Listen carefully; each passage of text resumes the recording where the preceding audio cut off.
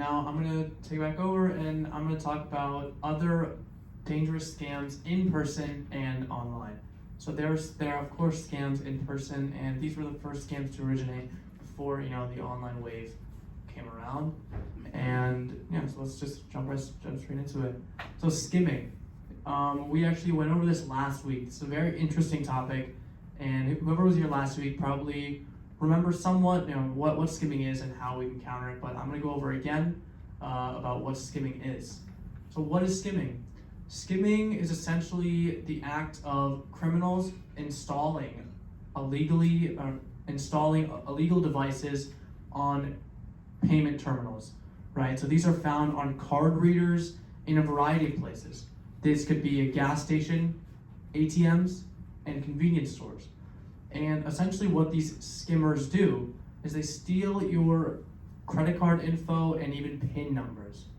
And these are very hard to detect and usually are pretty well made, but there are ways for us to identify if a skimmer is being used in the place that we're paying.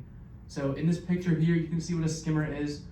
This is the real, this green part here is the real payment terminal, and this other green plastic part was actually put on top of it, and it looks exactly like it.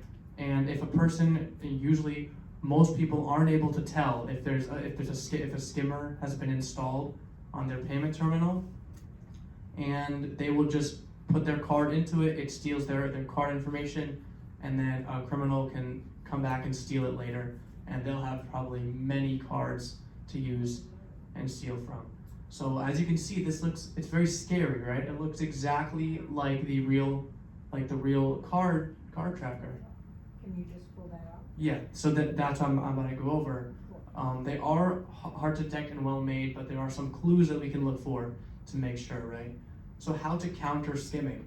So at fuel pumps and gas stations, we can choose pumps that are closer to the clerk and usually in view of the store. And this is because criminals in person, they are not going to install a skimmer, when they're viewed by the clerk, right? So they are going to try and find a pump or a gas pump that is, maybe farthest away from the clerk or the store, and they are trying to install it in a place that is discreet, where they're not being seen. So if you're using a gas pump that's closer to the store and in view of the clerk, chances are there's not going to be a skimmer on there, because if they were trying to install it, they could have been caught. So that's one thing to do, is try and use pumps that are closer to the clerk and in view of the store, so that chances are there's not going to be a skimmer on there.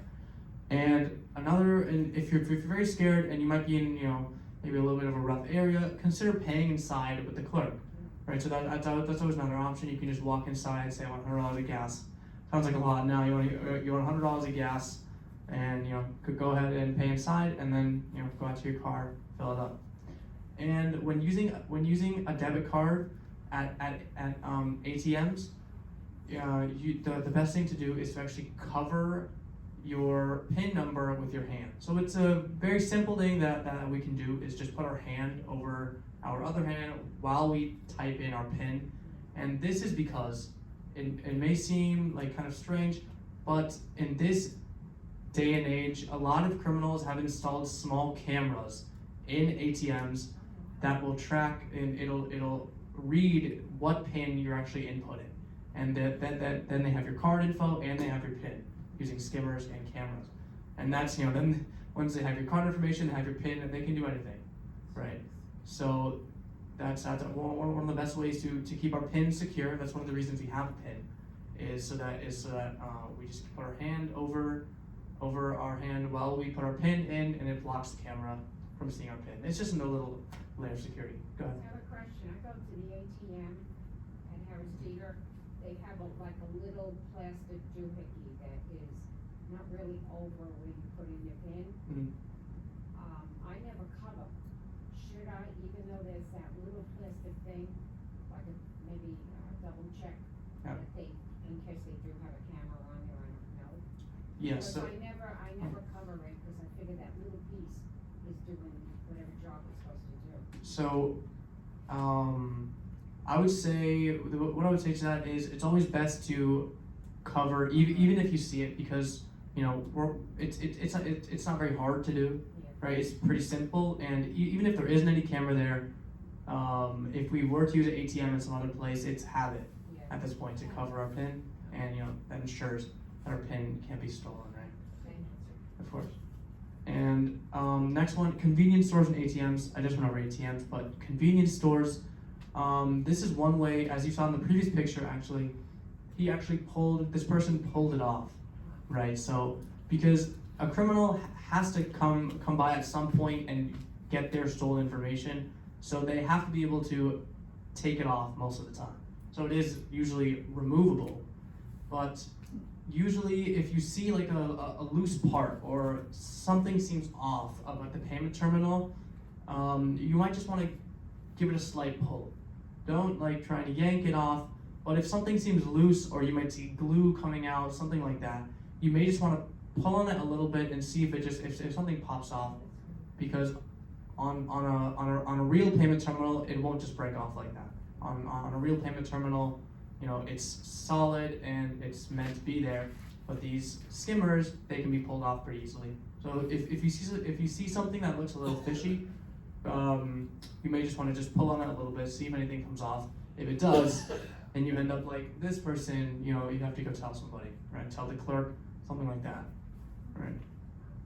And actually, a lot of the times, clerks and people that work at convenience stores don't even realize that these are attached because of how they look exactly the same.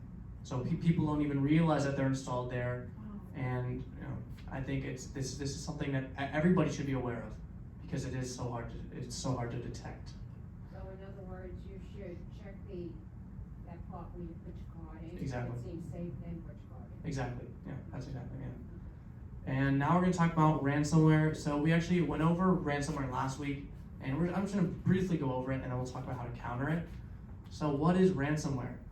Ransomware is malicious software that is downloaded by accident or unknowingly. And essentially what it's doing is it's going to lock your computer along with your files, your photos, and your videos, and all of your personal data. And it's going to lock it on your computer. And criminals are going to ask you to pay them for your data back. So they're gonna, for example, if you're on a harmful site or something, and if you're not using an antivirus, and you accidentally download something harmful, and this harmful software or app that essentially it's software, it's gonna lock your computer up with all your files on it, and then a criminal, usually a box will pop up on the screen and it'll ask you to send, some kind of wire transfer, or it can be in the form of gift cards or Bitcoin. Even if you heard of Bitcoin, they're going to ask you to pay them for your files back. And this is usually a lot of money. It could be hundreds of dollars, something like that. And sometimes it's not even guaranteed that you'll receive your files back. So it's very dangerous. Ransomware is a very dangerous thing. And how to counter ransomware. So there is a pretty foolproof way to counter ransomware, and this is by backing up your data, right? So photos and videos and other files on your computer will be saved safely in another location. So when you back up your data, your files, and all of your personal data are being transferred and saved in another location where they can be kind of downloaded back at any time and can be accessed at any time by you. So for example, if something were to happen to any of your files, there are copies available in a different place. And we can assist anybody with setting up a backup. After the presentation, that's why we're here. You can come to the tables. We'll help you if you want to get an app on your phone or your computer or tablet that'll back up your data. So here are a few common backup apps. We have iCloud, Norton, and iDrive.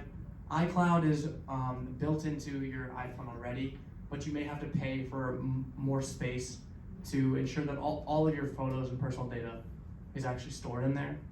And what this also helps with is, for example, if your device is damaged, if you spill water or you drop it and it breaks, your data is saved somewhere else and you don't have to worry about losing all your files and things like that. And that's just another advantage to backing